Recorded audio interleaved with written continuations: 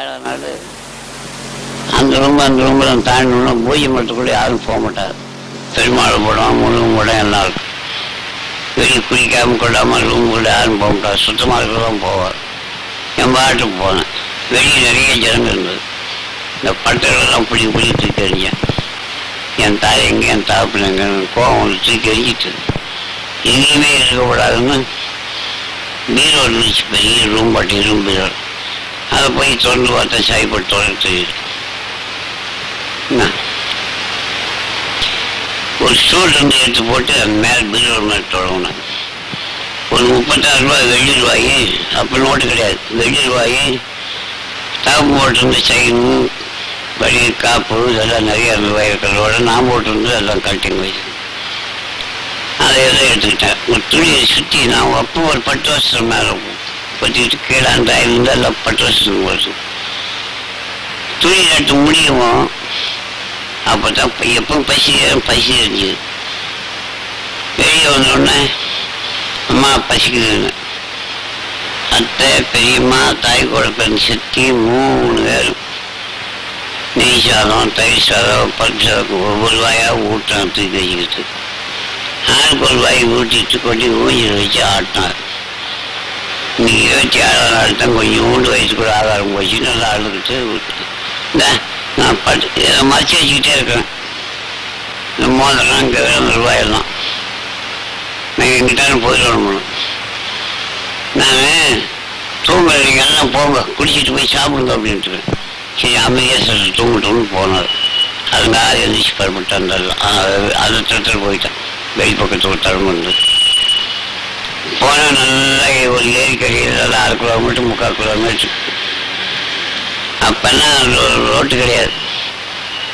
ஒரு 10 பேர் 12 பேர் ஓட்டு பாய் மாதிரியை போட்டு கறி போட்டு லொடக்கு அங்கங்கே நின்று கல்லை போட்டு ரோட்டில். அப்போல்லாம் பஸ் ஏது இப்படி அந்த வண்டி வந்து பழனி ஓடுறது டிக்கெட்டு மேலே 4 நாள் இருந்தால் போயிட்டு 8 நாள் இருந்தீங்க பழனி போயிட்டு வந்துடலாம். 30,000 இருக்காது. அதுக்கு ஒரு அட்டை எனக்கு ஒரு அட்டை கொடுக்கணும். அந்த வண்டி வரும். ஐயோ நீ ஜம்மியை விட்டு பிள்ள உனக்கு எனக்கு அப்படின்னு விட மாட்டேன் தூக்கி வச்சுக்கிட்டு எல்லா பழனிக்கு போயிருக்காட்டுக்கு அதான் முடியாது தூக்கிட்டு போனாமா பழனிக்கு. வீட்டில் ஏதாவது அங்கே இருப்பேன். நான் போய் தொலை போனாங்க பாரு. நான் என் பாட்டு போனேன். என்கிட்ட மறைஞ்சிக்கிட்டேன். என்னையும் பார்த்தா காணாம பாரு. ஐயோ காணாமட்டு குடும்பத்தாரையும் காணா என்னையும் காணாமட்டு வண்டி திரும்பி எடுத்துகிட்டு போய் சொல்லாமல் போயிருக்கா. கொஞ்ச நேரத்துக்கு பிற்பாடு வந்தோடனே ஒரு கடைக்காரங்கிட்ட போய் எனக்கு என்ன ஒரு பைசாவுக்கு 2 தேங்காய் ஊற்றி வேணுமா? தேங்காய் வளம் போட்டானு எவ்வளோ கொண்டு 5 ரூபாய்ன்ட்டேன். ஒரு பெரிய கோடியில் வச்சோம். ஒரு மரம் தூக்கிட்டு வந்தோம். மேலே பண்ணி கோயில்கிட்ட வச்சோம். அப்போல்லாம் எனக்கு எல்லாம் யாவும் தெரியுது. அதுக்கு முன்னே ஒன்றும் தெரியாது. கோயில்கிட்ட வச்சா கால்நாத்தான் டிக்கெட்டு பழனியில். அந்த கால்நாள் டிக்கெட்டு வாங்க முடியாமல் இருந்தார். பூசி பயிர்களெல்லாம் கிடையாது. இந்த தட்டுக்கு டிக்கெட்டு நேரத்தை அப்படி நின்றுக்கிட்டே இருக்கான். அவன் தூக்கிட்டு வந்த வச்சு திட்டுவாங்க எட்ட போய் நின்றுக்கிட்டான். அவன் இந்த தட்டை முதல்ல எடுத்துகிட்டு போனான். திட்டு வாங்கல ஒன்றுவான். அவசியம் பண்ணிட்டு அவன் ஏதோ எடுத்துக்கிட்டு கொண்டாந்து வச்சான். எல்லாம் உடச்சி கொடுக்குறான். நல்லா உடச்சி கொடுத்தாங்க. 5 ரூபாய் சில்லறை காசு 1 ரூபா தான் வெள்ளி ரூபா. 5 ரூபாய்க்கு சில்லறை காசு கொடுனா ரூபாய்க்கு 4 வட்டை மட்டுக்கிட்ட இருந்தால் 4 காசு கொடுத்தாரு. அந்த ஆளுக்கு ஒரு 4 கொடுத்தேன். எனக்கு என்னென்ன அப்போ தெரியாது. இப்போ பொட்டுக்கு செஞ்ச இடம்னா கூலி கொடுக்குற அந்த 4 கொடுத்தா அவன் எலும்பு சுற்றிக்க மாட்டான். இந்த காசு போட்டுக்கிட்டே கீழே இறங்குனேன். மலையை விட்டு கொஞ்சம் தூரம் போனால் சாமியாருங்கானா பிச்சைக்காரங்கானா சில்லறை காசு நின்று போச்சு. அழுதுகிட்டே போயிருக்கு. அதுக்கு அந்த படம் போய் தரம் தெரியாது. அதுக்கு முன்னாடி தூக்கிட்டு போயிருக்கா பழனிக்கு. மற்ற ஒன்றும் தெரியாது. அந்த 3 இடம் தங்கம் கொடுத்ததா கொஞ்சம் தங்கம் போட்டு அந்த பழைய தேர் செஞ்சாங்களாம். சங்கத்தேர் இறந்துன்னா உதப்பினா இறந்துன்னா தெரியும்பாங்க. போய் அழுதுகிட்டு வந்து விநாயகர் கோயில் இருந்த விநாயகர் கோயில் முன்னாடி கட்டிட்டான். உள்ளுக்கு இருக்கிறது உட்காந்துட்டு அழுதுகிட்டு இருந்தேன். துணி இல்லாமல் ஒரு ஜீவம் வந்தார். இப்படி கட்டி பிடிச்சி உன் தாய் தான் இப்போ எங்கே இருக்கா எந்த ஊருக்காய் அதை ஊர் எதுன்னு கேட்டேன். எங்கள் ஊர் மேலே பேரு மேலே எங்கள் தாய் மேலே தாப்புன்னு தான் பயந்துக்கிட்டு நெஞ்சை தட்டி கொடுத்து பயப்படாதேன்ட்டு நீ எங்கே போறேன்னு கேட்டேன். என் தாய் தாப்பு இருக்காரு தான் போகிறேன்னு. எதுக்கும் பயப்படாத ஒவ்வொரு நேரத்துக்கு வந்து வா போனான் தாய் தாப்பு இருக்காட்டேன். அப்போ தான் ரயிலை போட்டு தண்டவாளம் பாலங்கள்லாம் வேலையாகிட்டு இருக்கு. அங்கங்கே எப்படி இந்த ரயில் கொண்டு வர்றதுன்னு போட்டுக்கிட்டு இருக்காரு. அது ஒரு சின்ன வண்டி பாட்டு பெரிய வண்டி கூட இல்லை, அதில் வண்டி உட்கார வச்சார். இந்த காசு என்கிட்ட இருக்குதா, என்கிட்ட காசு இருக்குது என்ன உனக்கு எனக்கு காசு வந்துட்டுக்குனாங்க வண்டி கிளம்பிச்சு. 1 கிலோமீட்டர் போனோம்னா அவ்வளோ தண்டவாளம் போட்டுருக்காரு. அது ஒன்று நினைக்குச்சு. என்னை கூட்டிகிட்டு போனார். மரம் 3 நாளாக கூட்டி போய் ஒரு கோயிலுக்குள்ளே வாங்கி விட்டார். போடா பயமாக இருக்குங்க. அப்போ அந்த காலையிலையும் எடுத்துக்கூடாங்க விட்டு இதை படினார். போடா அதெல்லாம் மாதிரி எனக்கு படிக்க தெரியாது அப்படிங்க. 2 நாள் இது இப்படி சொல்லினார்.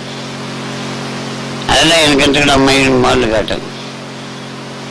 என் தாய் தப்பனை காட்டாங்கன்னா அதெல்லாம் மயில் தட்டும். இதெல்லாம் அவன் தாய் தப்பு இருக்காதுன்னு படினார். எனக்கு படிக்க தெரியாது போடான்னு. அப்போ என்ன பண்ணார், 2 நாள் இது இப்படி சொல்லி 3ஆம் நாள் விற்பதும் அல்ல வாங்குவதும் அல்ல, அறியாத மொழிகள் புரியாத கருங்கள் உங்களுக்கு தன்னாலே தெரியும்னாரு. எனக்கு தான் தன்னால மாதிரி போடான்ட்டு தூக்கி வீசி வச்சுட்டேன். 2யுமே ஒரு பாறை மேலே படுத்துருந்துக்கிறோமா 18 நாள். அவர் அழுதா போடா இங்கேண்டா வரையின்னு அடிப்பேன். 18ஆம் நாள் ஒரு குழந்தை மாதிரி கொண்டாந்து கையில் விட்டுருது. 2யும் இப்படி கையில் பிடிச்சிக்கிட்டேன். சாப்பிட்ட மாதிரியே தெரியுது, தெம்பாக இருந்தேன். அப்பவும் இந்த இவ்வளோதான் குழந்தை நோடு ஊட்டிக்கிட்டே இருந்துக்காரு. அப்போ வயிற்றுக்கு திரும்பி பார்த்துருக்க மாட்டார். என்ன சாப்பிட்டோம்னு இப்படியே உங்கள்கிட்ட பார்த்தா காற்று நீர் நெருப்பு 2 உங்கள் மனசுக்கு தெரியுது. மற்ற ஒன்றும் காணும். கொஞ்ச நாள் நினைச்சு துணியில்லாமல் என்ற ஒடியாந்து உனக்கு தாப்பம் கொடுத்தேன்னு மூஞ்சி தொடைக்கிறாரு. எதாவது தான் பண்ணுறாரு. என்னை ஏண்டா ஓட்டேன்னு திட்டுவேன்.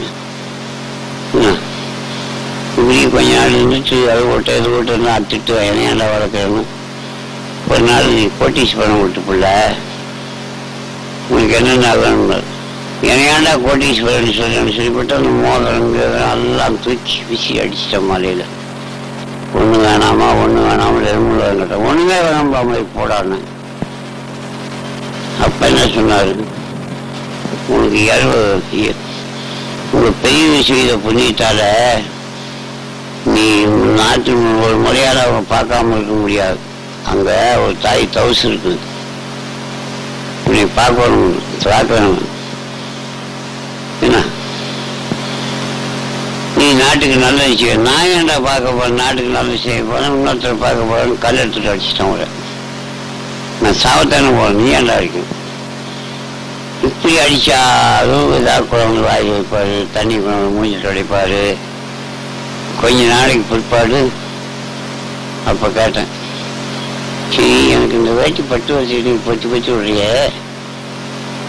ஒரு நாள் இந்த கஞ்சா தடையை போட்டு இந்த கல்லில் அடித்து சக்குமி கல் மாதிரி பஞ்சு கருத்தான் கிளம்பி, இதனால் கூழ் குடினார். போடா அதெல்லாம் தப்பு, அதையாண்டா நான் என்னை குடிக்க சொல்கிறேன்னு கேட்டேன். குடிச்சிட்டு அவர் குடிக்க சொன்னார். இதை குடிக்க மாட்டேங்குன்னு எங்கேயும் அந்த பீடி எவ்வளோ நேரம் சோப்பு வச்சு இதனால குடினார். நான் வாங்கிட்டு கல் முதல்ல வச்சுட்டேன். 6 நாளாக 6ஆம் நாள் ஏமா அதை நீ குடிச்சியா குளிருக்குன்னு கேட்டார். பதிக்கிட்டு படா அது நான் மயில் குடிக்கிறான்னு. அப்போ தான் இந்த ஒரு சொல்லி என்ன சொன்னார், புத்தி இல்லாத பிள்ளை நீ, மக்களுக்கு தான் தப்பு, நமக்கு சகல ஜீவன் ஒன்றும், நல்லது கெட்டது நம்ம பிரிக்கக்கூடாது. நல்லது கெட்டது பிரித்தா நம்ம சம்சாரியாக இருக்கணும். சகல ஜீவனும் கடவுள் உண்டாக்கணும். அந்த சொல்லாடிக்கு சொல்லி போட்டு எடுத்து அந்த பீடி வாயில் வச்சா அவரா 10 வச்சாருமா. அந்த பீடியாக குடிச்சிக்கிட்டு 10 சுருட்டு மாற்றி சிகரெட்டு மாற்றி. அப்புறம் கொஞ்ச நாளைக்கு பிற்பாடு இப்படி எல்லாம் நம்ம ஓட்டார நம்ம அடிச்சு அவரை எடுத்து என்ன வேணாலும் ஓட்டையெல்லாம் அடிச்சுமேன்ட்டு நமக்கு தப்பாக தானே அவர் அடித்தான், நம்மளை கிளீன் பண்ணுறாரு அப்படின்ட்டு எந்திரிச்சு கும்பிடலாம்னு எந்திரிச்சேன். துணி இல்லாமல் நிறுவனத்தோடு இருக்கிறவன் கும்பிடவும் கட்டித்தாய் பிடிச்சிட்டு நான் ஒன்றத்தான் கும்பிடுவேன். சரி எதுக்குமே செய்ய மாட்டேங்கிறாருன்னு நான் என்ன கேட்டேன். எனக்கு மட்டும் இந்த துணியை பற்றி பற்றி விடுற, அது வேட்டியாக இருந்தால் எங்கே கிழிஞ்சிருக்கு. அந்த பட்டாங்காட்டிக்கு ரொம்ப நாள் அது இருந்துக்கிட்டே இருந்துருக்கு. அப்படி பட்டால ஒரிஜினல் பட்டு, இந்த அண்டாயிரம் பட்டு, இதெல்லாம் பட்டு. எனக்கு மட்டும்தான் துணியை சுற்றி விட உனக்கு ஏன் நிர்வாணமா துணியும் இல்லாமல் இருக்குதுங்க. அப்போதான் சொன்னார், உண்டேனப்பா ஒழுங்கினானப்பா, நாட்டுக்கு நல்லது செஞ்சேன் மக்களுக்கு, அதுவும் போராமின்னு ஒரு சிலர் என்ன சொன்னாங்க. அது ஒரு சிலர் அது நல்லதுன்னு சொன்னாங்க. அதுவும் போராமின்னு மூவரை விட்டு என்ன கொல்ல முடியும் அனுப்புனாங்க. அவ என் முகத்தை பார்த்து, ஐயோ மற்ற பேச்சு கேட்டு வந்தமே, எங்களை மன்னிச்சு போனாங்க. அவங்களை ஒன்றை வாங்கி சாப்பிட்டு என்னை கொல்லாமல் போனால் அவங்களை யூஸ் பண்ணணும், ஆகட்டு கொள்ளுங்க போனேன் போன்னு கலங்கி அழுதாங்க அவங்க. சரி கொண்டு போய்ச்சிட்டேன்னு போய் சொல்லுங்க, நான் கண்ணு காணாமல் போகிறேன்னு வந்தேனப்பா.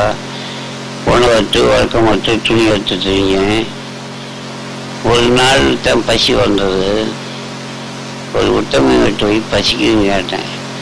இவன் பைத்தியக்காரன் உள்ள வந்துட்டான்னு என்னை கல்லுத்தூணில் கட்டி வச்சு வந்து சாப்பிட்டு கட்டை விட்டு ஆகாரம் கொடுக்க அவன் வந்தான். என் சரீரம் பல இடங்கள் இடத்துல கிடக்கிறதாக அப்பன் காய்ச்சி விட்டுருக்காரு. மீண்டும் பார்க்காம கட்டு மேலியா காய்ச்சி விட்டுருக்கு. கட்டை விட்டு கால் விழுந்து சாப்பாடு சொல்லி மண்டாடி ஆடுவான்.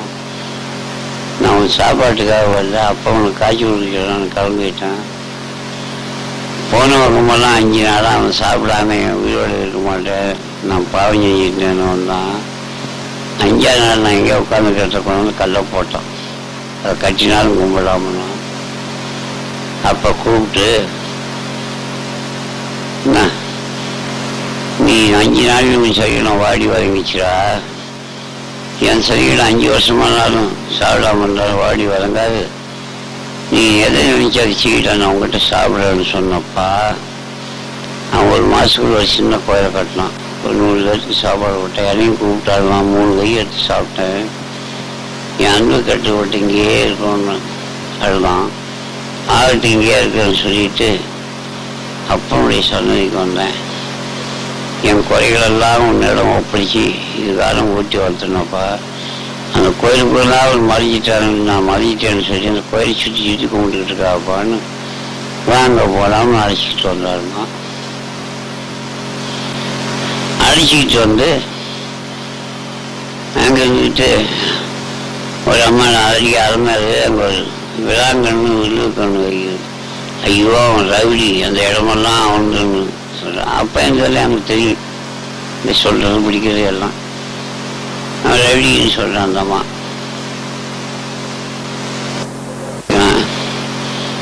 எந்த கரெக்டுனாலும் மாதிரி அவனாலும் நான் நிற்கும் கூட இங்கே இடம் கொடுக்க மாட்டேன். அந்த பக்கத்தில் நான் ஒரு ரவுடி. யார் முத்துமாணிக்கணும் பெரியக்குமார் ஒருத்தர் எல்லாத்துக்கும் பெரியவன். ஏன்னா பெரிய ரவுடி 10 பேர் பெரிய ரவுடி தருமா பிள்ளாச்சி வருகிறது. அதை கேள்விப்பட்டு அந்த இடமெல்லாம் உனக்கு தேடி போடி அப்படின்னு சொல்லி போட்டு போயில அந்த ரவுடியோடைய தாய் என்ன பாட்டியும் காலில் ஒன்று கும்பிட்டான், எங்களை காப்பாற்றுங்க. அப்பெல்லாம் எனக்கு தெரியுது நல்லா. அவர் தான் சொன்னார், நான் சொல்லலை. காலையிலிருந்து மாலை வரையிலும் எவ்வளோ தூரம் சுற்றி கும்பிடுங்களோ எங்கள் அப்பனை கும்பிடுங்க, இந்த இடமெல்லாம் உங்களுக்கு சொந்தம் அப்படின்ட்டு கிளம்பி போயிட. நிற்க இடம் கொடுக்க மாட்டீங்கன்னா அவங்க குடும்பம் இருக்காது, அவங்க உள்ள இருக்காது அப்படின்ட்டாரு. சொல்லிட்டு போனால் அதே மாதிரி விற்று ஒரு ஏக்கர் 5 ரூபா 10 ரூபாய்க்கு அவங்க விற்றுட்டு கெட்டு போயிட்டான். திருப்பி வந்து அதே இடத்துல வந்து எனக்கு சமாதானம்னு வந்தார். அப்போ கல் மேலே என்ன எழுதினாரு, போட்டோ எடுத்து கிடைக்காம கிடந்தது. சாதுசாமி குட்டியை வந்து போட்டோ எடுத்து ஒரு கல்லாடு இருக்காங்க.